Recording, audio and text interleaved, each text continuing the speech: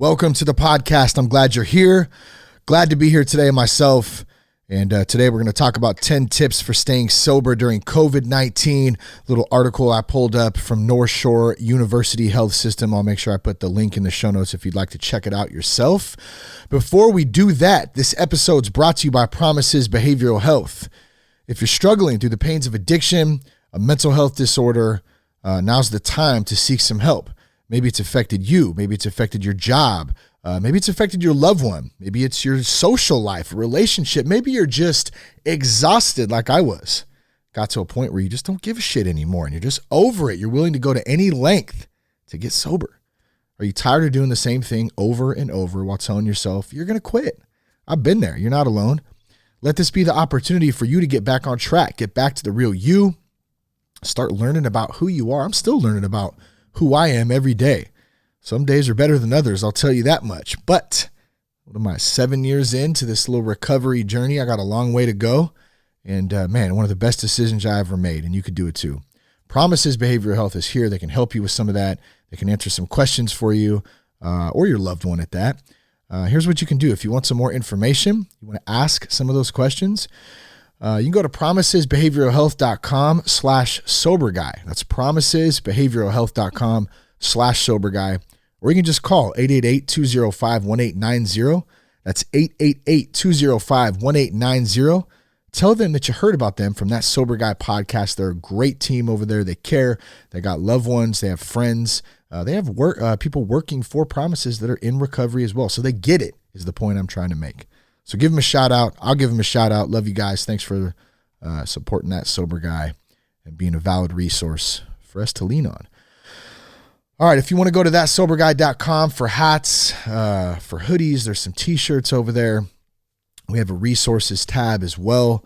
We have how to navigate the first 90 days of sobriety digital course. If you want to check that out. Some of the links that are on there, we have the Fourth Dimensioners online Zoom meeting. That's every night at 6 p.m. Pacific, 9 p.m. Eastern. It's a great meeting. I was in there earlier this week, a couple nights, and about 70 people in there or so. And shout out to the groups. Shout out to Scott. He was in there both nights. I was in there running the meeting. So great job. If you want a resource, you need to jump in a meeting yourself, you can check that out. Just go to thatsoberguy.com. Click on the Get Help tab. All the info's in there. You just click on the button. It'll get you into the Zoom meeting. Also, Promises has some meetings too. The Rooted program. You can go into Promises Rooted online meetings. I got the link in the show notes there as well. They got a schedule on there. It'll help you pick which one is the best one to suit your schedule. Oh, good Lord. I got to take a breath there. What are we getting into today? 10 tips for staying sober during COVID. COVID. I fucking hate that word. I'm just so tired of hearing it. COVID this, COVID that. I get it.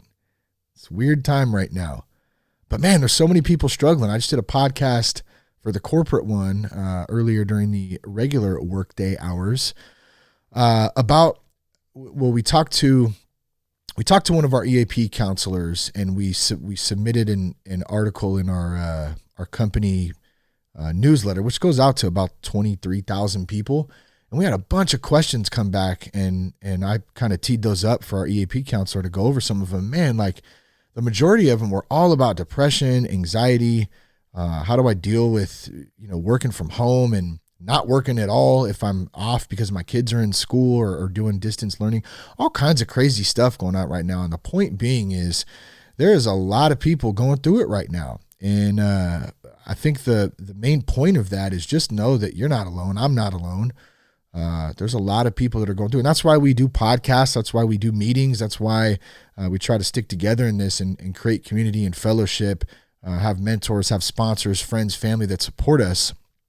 That can help us get through it. And we do that together. So, let's get into this article. I thought it's a simple article. I feel like I've talked about some of this stuff before, but it's okay because you get a different take on it every time, I feel like. And at the same time, sometimes we just need to go back to a little bit of simplicity. Like, what are the things that we generally do to stay sober during some weird times? So let's start the show.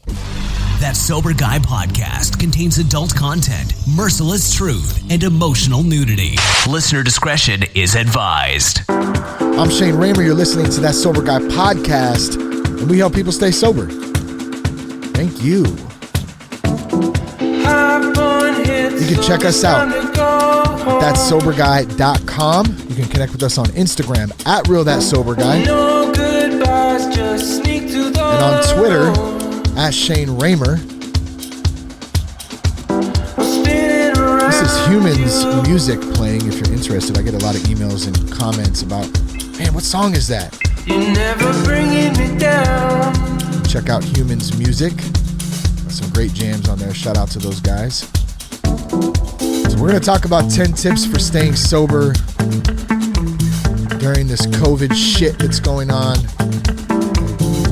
Looking forward to the day that I don't hear that word, which who knows when that will be or if that will be.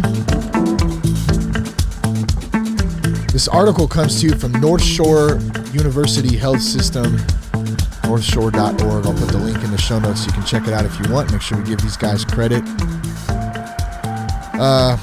It says with uncertainties and stress surrounding COVID-19, those who are newly sober or have been in recovery for a while may find it hard to stay on track.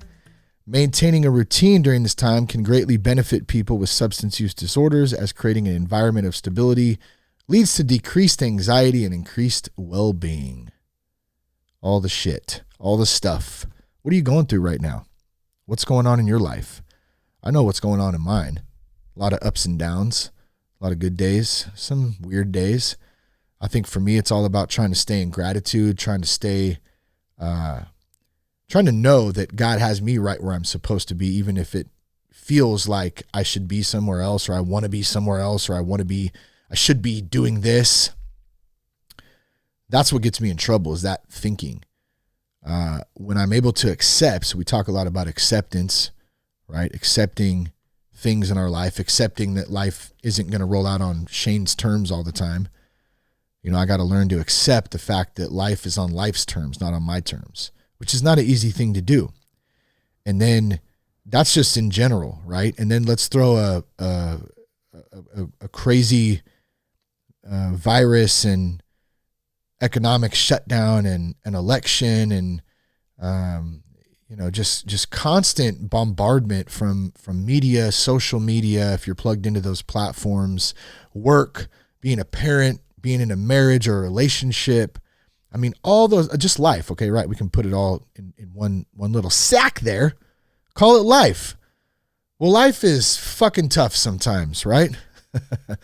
Life is amazing and we only get one shot at it, but it's tough some days.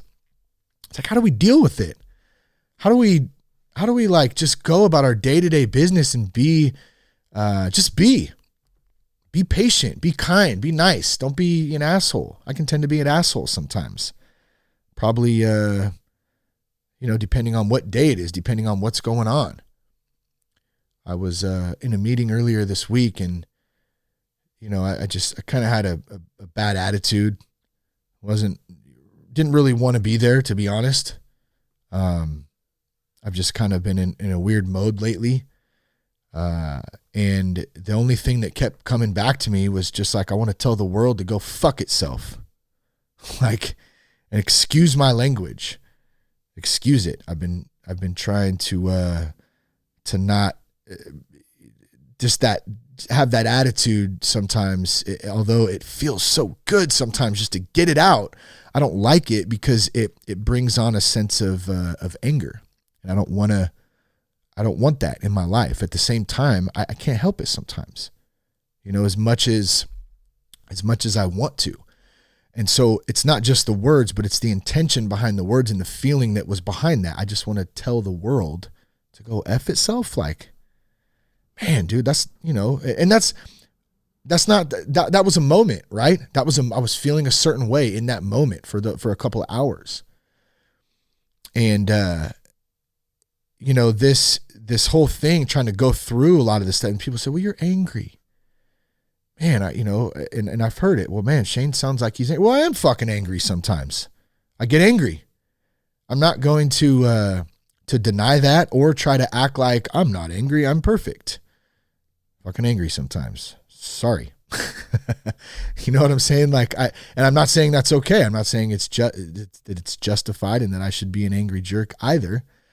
What I am saying, though, in full transparency, is I'm probably not in the best place spiritually connected at those times. And I know that. I'm aware of it. Imperfection.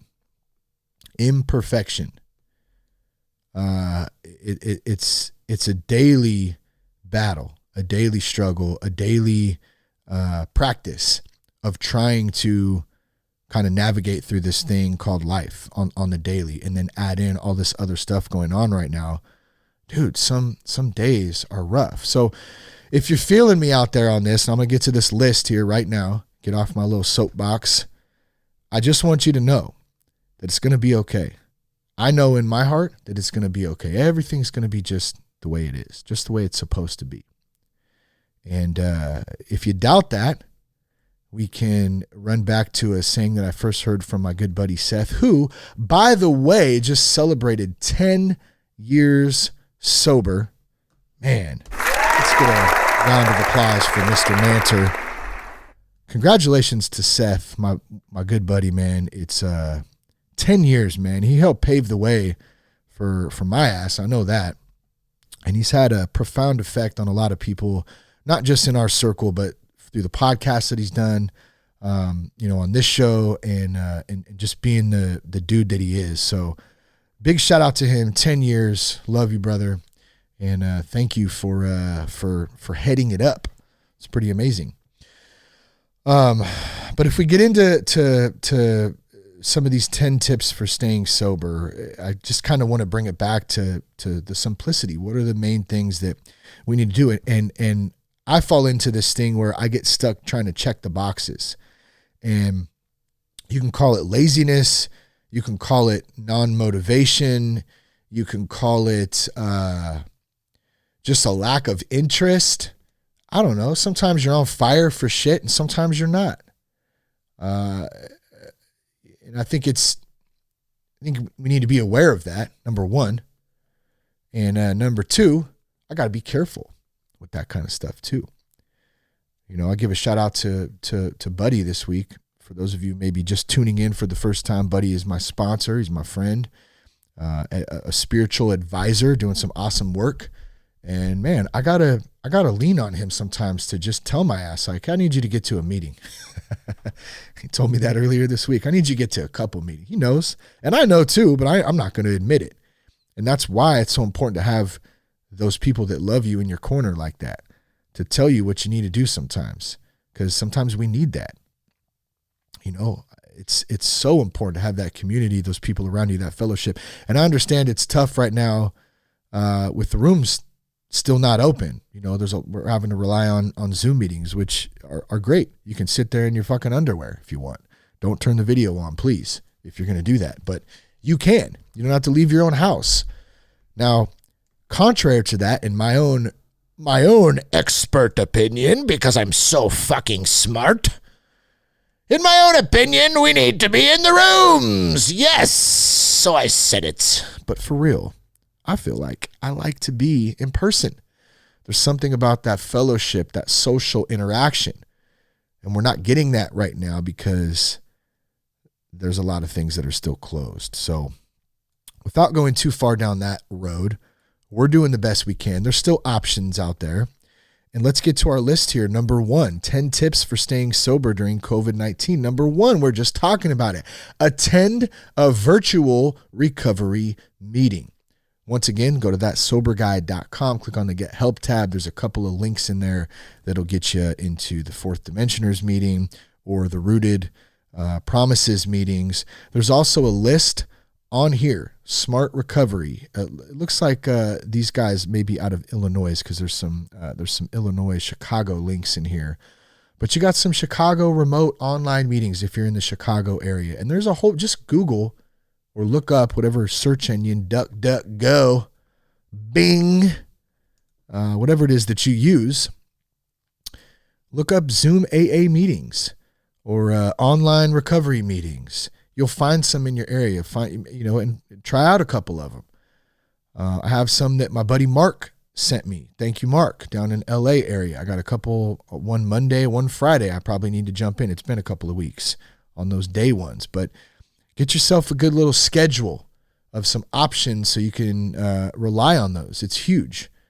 Number 2, take care of your seeds. I saw that. I said, what is seeds?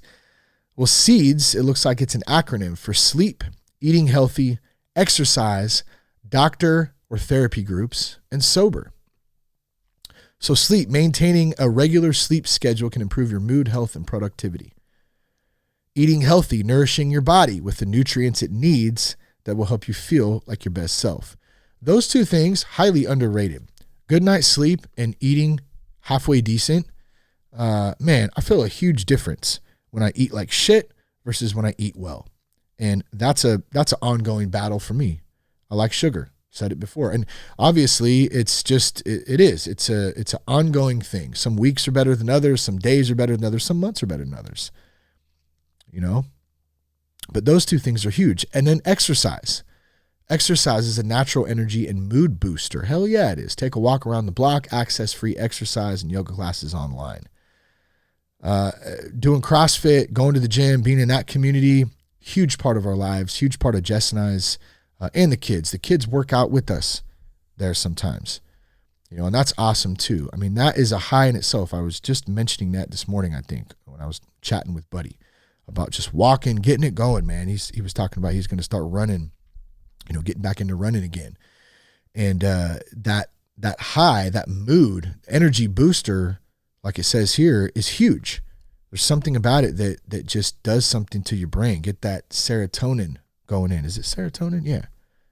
I think that's right. Serotonin, something like that. I don't know what the hell I'm talking about sometimes. You know what I'm getting at, right? Whatever substance that is in your brain that gets you rolling, gets you feeling good. And it's natural. You don't need a drug to do it. Your exercise is your drug. So get some exercise.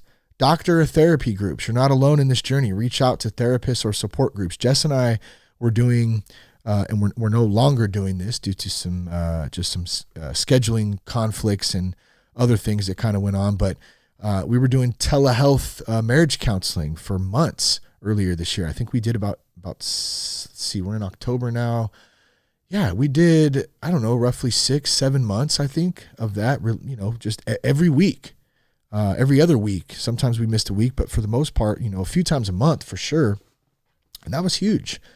It helped out big time. And so you can use that as a resource too. And then sober for this last seeds, sober, go to virtual meetings, which we mentioned in number 1, or call a sober supportive friend. If you got a sponsor, a mentor, a friend, a family member, somebody that you can talk to who gets it, somebody that you can talk to who can build you up and help support you through whatever it is that you're going through.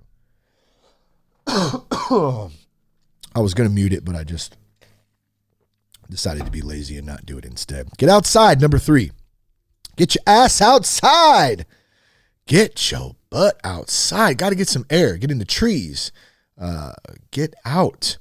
There's nothing like more refreshing than getting outside. If it's possible to maintain social distance in your neighborhood, try walking, running, or biking outside. Surrounding yourself with fresh air and nature can relieve stress and anxiety and boost your mood. Even just spending some time on your porch in your backyard can be beneficial. Consider gardening, reading outside, or chatting with your neighbors from a distance. I can't tell you how nice it is. We got a nice little backyard area, table out there. It's got some good trees around it. I'll just go sit out there sometimes for not long, just a few minutes maybe. The morning time is the best. Or I'll go sit with Jess outside. Sometimes she's out there doing her thing in the morning, kind of getting ready for the day, and just sit there. Just sit 5, 10, 15 minutes. It's quiet. You can hear the birds. Just a nice time to relax a little bit, and you're outside. Walking is another one. And I'm going to get into the walking a little bit more in one of the other ones coming up because it's part of my little meditation process, and I want to talk about it there. But yeah, I mean, going on a jog. I was jogging. We're going to go on a jog. Who wants to go on this new thing called jogging? But get your ass on a run. take a run, take a bike ride. You got yourself a mountain bike like old Raymer does. Got myself a helmet. Never thought I would be 39 wearing a bike helmet riding a fucking mountain bike. But I do, and I love it. I love every minute of it. It's amazing. Surround yourself with fresh air and nature. Get in the trees. Take a hike. My dad used to say that to me back in the day. Like, take a hike. Fuck you. That's my response usually in my head. Little bastard. But get out. Get a hike in. Go up to the mountains. We're so lucky we have the Sierras up here. Man, some beautiful places to go hike. Get out in the trees. Heading up to Truckee here this weekend. Do a little camping. Good times. Being outside, definitely refreshing. Remember in treatment too, I was in Sebastopol when I went to rehab. And one of the greatest things about that place, man, Azure Acres, is that it's in the middle of the trees, man. It's just kind of tucked away. And Sebastopol is near the coast. And I mean, it's not right on the coast. It's a bit inland, but it's still close enough to it where you kind of get that coastal weather, the fog, the clouds. It's cool. You got a lot of trees, a lot of nature around. And man, that was just, it resets you spiritually to do that. So like if you're struggling right now, maybe something to think about is to get out in the trees, even if it's just for an hour one day, or maybe it's for over the weekend. You can get out, bring your tent, pitch a tent somewhere if the weather's decent, and just get outside. So good. Number 4, focus on today. Focus on small things you can accomplish each day and build a routine around these tasks. Small goals like eating a healthy breakfast, going for a walk, cleaning up your space, making your damn bed. That's an important one. Going to bed at the same time each day can help. You create a daily routine that helps keep you focused on what you can control in the present moment. Try to focus on what you can accomplish now rather than worrying about tasks you may have in the future, which we call future tripping. Who be future tripping? You been future tripping? I know you have. You have, haven't you? You've been future tripping. I knew it. I knew it all along. Yep. And, hey, it's normal. It's normal that you've been future tripping, but you can fix it. Just don't. Today has got enough problems of its own. It's got enough things to worry about. Today has enough things to do. That's all you need to do. Look at your feet. You're right where you're supposed to be in this moment. So back to it, focusing on today, focusing on living in the moment.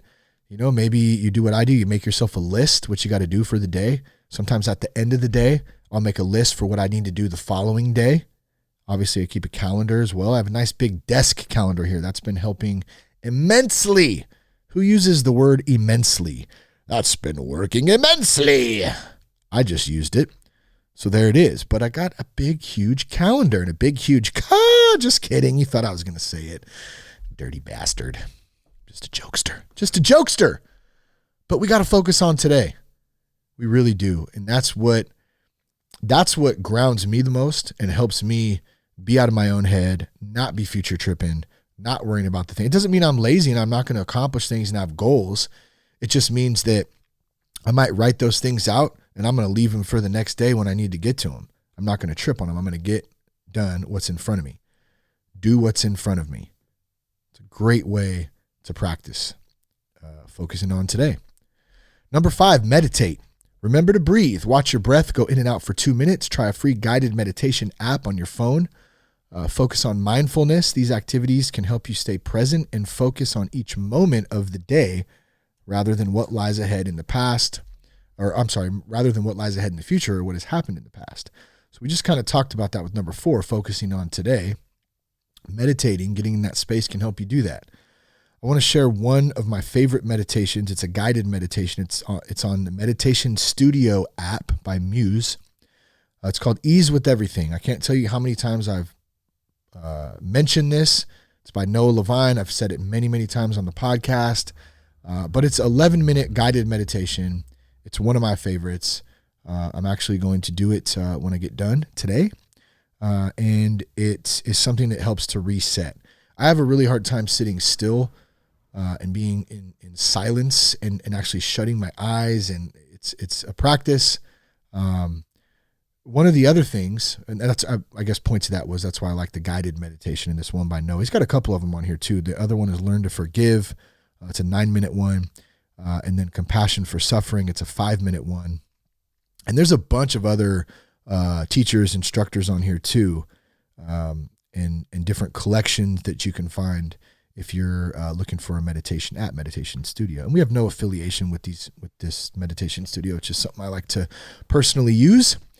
But I mentioned the walking earlier and the get outside one.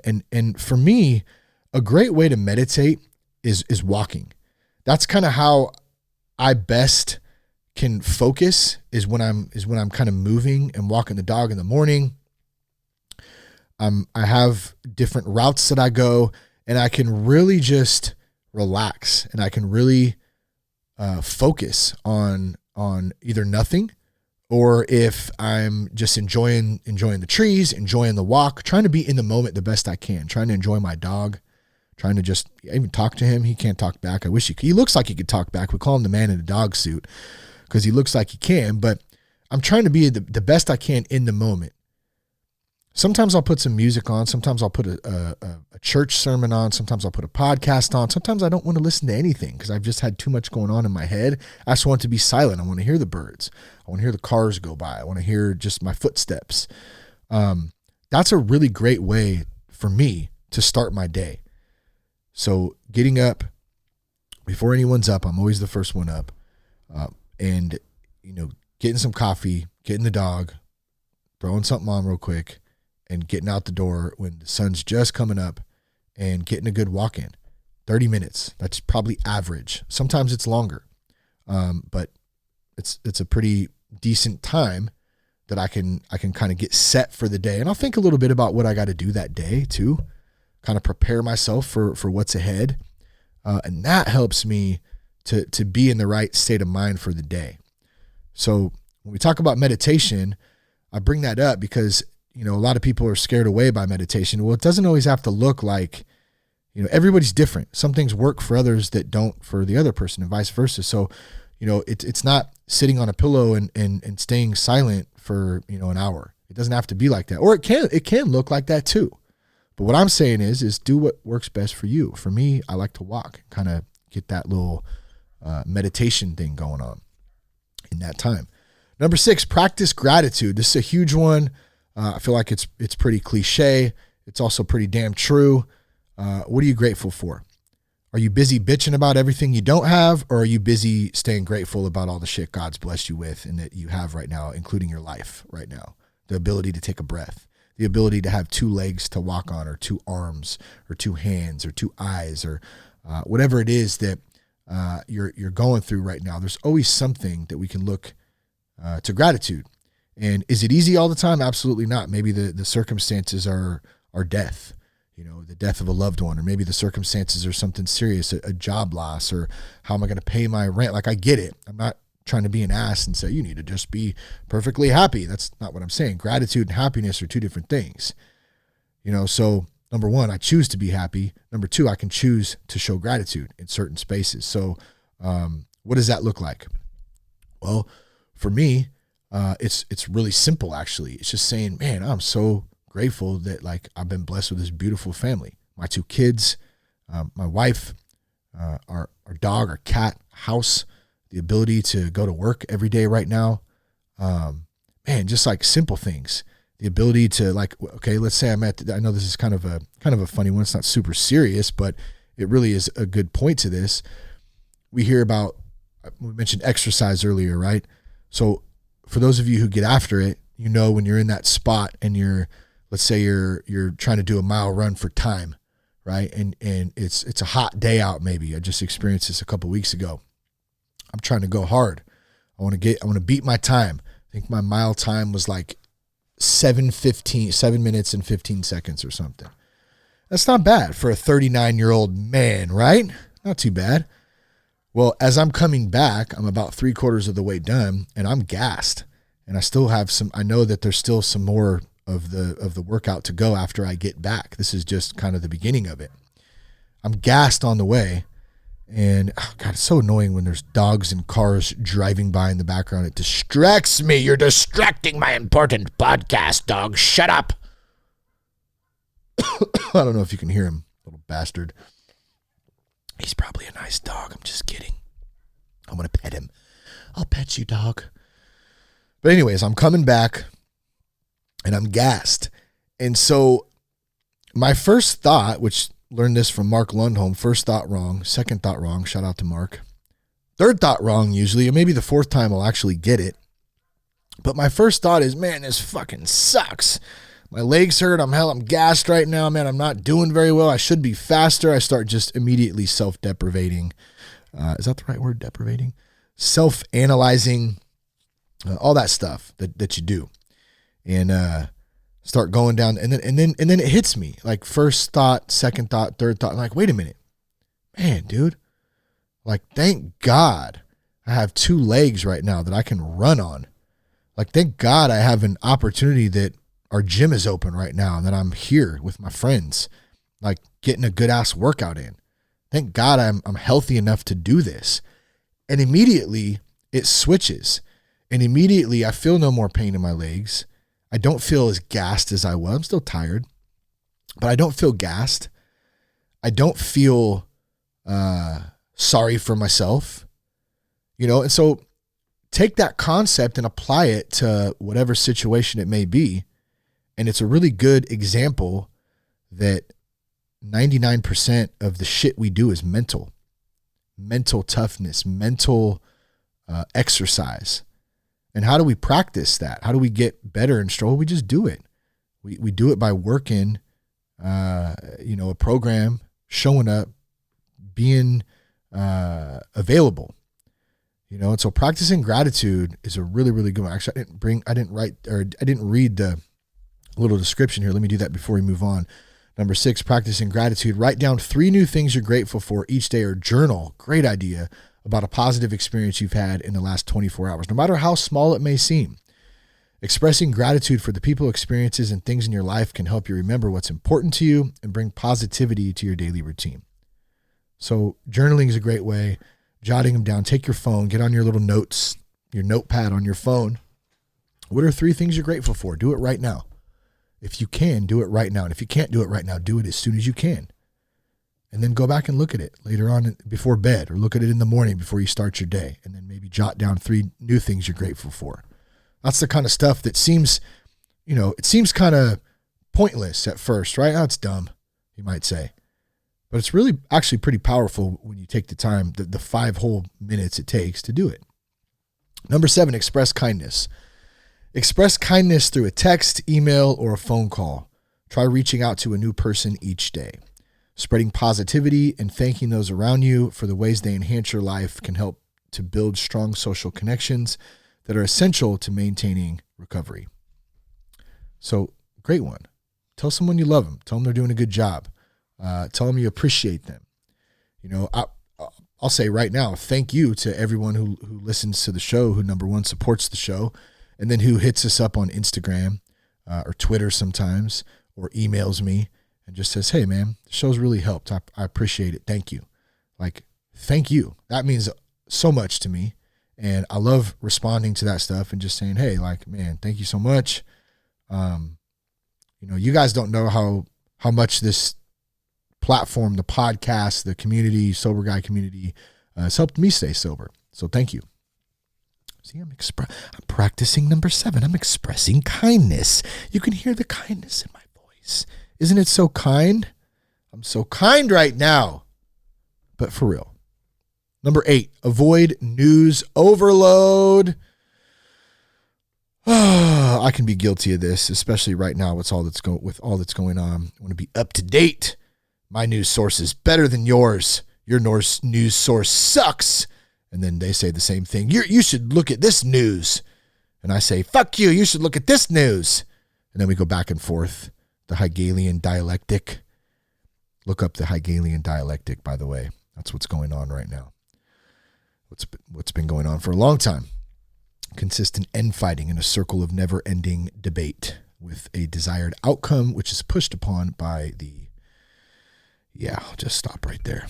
before you send me those shitty emails. With consistent changing updates regarding COVID-19 and every news outlet covering the pandemic, it can be hard to take a break from overloading yourself with information. Try to be conscious of how much media you're consuming, as it can lead to added anxiety and stress. Give yourself media breaks through the day and focus on other positive activities. Man, I'm working on that. I encourage you to do the same. If you don't, I've actually deleted my apps. So I didn't delete my Instagram or my Twitter yet, but I deleted the apps off of my phone, so I'm not as they're not as easily accessible, and that's helped huge in the last week. Just they're not right there for me to, because you start clicking on them like a robot. You notice that all of a sudden you're doing. You could be doing something, and then you take your phone out and you don't even know you're doing it. It's totally subconscious because you're so used to and trained to do it, and you start swiping. And then before you know it, you're already into social media. You're pissed off. You're reading something. And we all do it, right? We all do it. So be conscious of it. Avoid the overload of not just news, but I want to add to that social media. It's designed to keep us in a state of anxiety and never-ending debate, and distracted from going back to what was it number 3? Number 4, focusing on today, right? When we're constantly in this digital space, this digital reality, which is not our actual reality, it's nearly impossible to focus on what's going on in the moment and being in the moment. And it's also nearly impossible to focus on what we actually see, our perception of our reality, what's actually going on around us, because we have visions and we have thoughts and visuals of things that are happening throughout our country, throughout the world, that suck us into that and lead us to believe that is our reality, when in fact, yes, it may be happening, but in fact, our reality is doing what's right next in front of us, if that makes sense. So number 8, avoid news overload, avoid social media overload. Give yourself breaks. Delete your apps on your phone if you can. Try it. Try it for 3 days. See what happens. All right, we got 2 more. We're going to wrap it up. Number 9, find positive distractions. While staying home, it can be challenging to distract yourself from the stressors of work, recovery, and the pandemic. Find activities that you enjoy and that can help you focus on the present. Positive activities can be reading a book, watching a funny movie, cooking a meal, learning a new skill like an instrument, or practicing a new yoga position, tapping into your creative side by drawing, painting, or journaling. Adding activities to your day that help you look forward and to bring you joy can boost your mood and decrease stress. That's so true. I'm an artist, right? I'm a musician. I am a podcast. What do you call you? I'm a podcaster. I fucking podcast, whatever it's called. I don't know. I really love wordplay. I love poetry. I love poetry and a glass of good scotch. Used to love a glass of good scotch. But I do. I like to write. I like to create. I like to draw. I love wordplay. That's probably why I started a podcast. I love music. So those types of things, finding something that you really enjoy. Maybe it's cooking. A lot of people love cooking. Put some music on, some Sinatra or something. I like Christmas music personally. I've been rocking the Christmas music already. My family's making fun of me, but this puts me in a good mood. Barbecue up something or cooking something in the kitchen. Something to do. Something that is a positive, build you up, good for the soul. What is that for you? Maybe it's something that you used to do as a kid that you haven't done in a long time that you need to rekindle, or maybe it's something that you just haven't done in a while. Find what that is, what you really ask yourself right now. What do I like to do? Like, what is it that I like to do? Do I like to do this? Man, I used to do that. That was real fun. I haven't done that in a long time. Like, what is that for you? Give it a shot. It'll probably help decrease some stress, boost your mood, maybe bring you a little happiness too. Number 10, one of the most important, ask for help. It's never a sign of weakness to ask for help, even though for a lot of us, that's what we've been led to believe. It's a stressful time. Remember that you're not alone. Call a sober friend, contact an addictions therapist, call a self-help hotline, join a virtual recovery meeting, or you can contact, the Chapman Center, it says. Doreen E. Chapman Center. And you can get the phone number and articles if that's something that interests you in this link here, which in this article, which we'll leave the link for you in the show notes. But let me just touch on asking for help before we wrap up. Like I said, there's no weakness in asking for help. It's actually a sign of strength.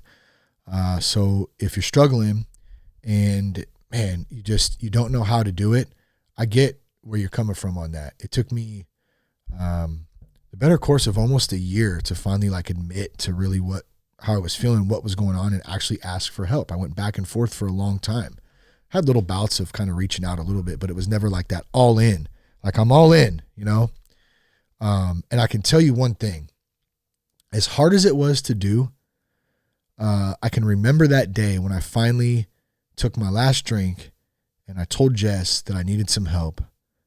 And I said, I need to go get some professional help.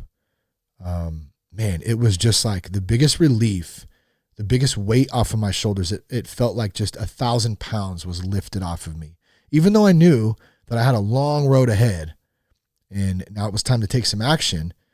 Holding all that shit in and not asking for help was really, really, really tough. And it did something to my heart, to my soul, to my mind, to my peace, that was just not fun. It was not good. It hurt. So ask for help if that's you. And we have plenty of resources for you to do that. You got promises. You got meetings at the Get Help tab on thatsoberguy.com. You have plenty of resources on there that you can reach out to. And you got, hopefully you have some friends, you have some family, you have somebody that you trust. And if you don't have anybody, hit us up, please. Go on Instagram at Real That Sober Guy. Shoot us a message. Go on Twitter at Shane Raymer. Shoot us a message. And just a lot of the time it's just getting it out. It's just saying man, I feel like this right now. You don't really necessarily always need a response or somebody try to fix it. You just need to talk about it. So I want to encourage you again, if you need some help, ask for it. Go to the website, look at those resources there, and reach out if you're struggling.